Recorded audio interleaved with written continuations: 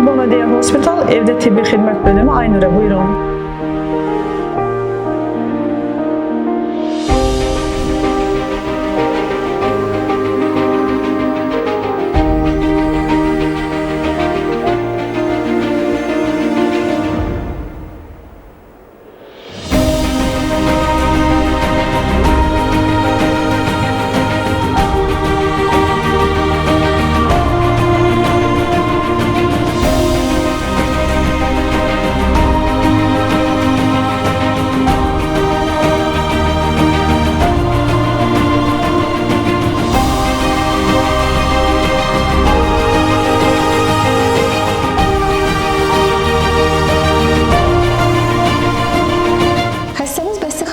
Evinə komandamızla beraber gəldik. Xəstəmizin şikayətlərini dinlədik, gereken müayinələri etdik və gereken bilgi xəstəmizə ilətdik. Libonadea xəstəxanası evdə tibbi xidmət şöbəsi olaraq hər zaman hər birinizin evində sizə hizmet göstərməyə hazırıq.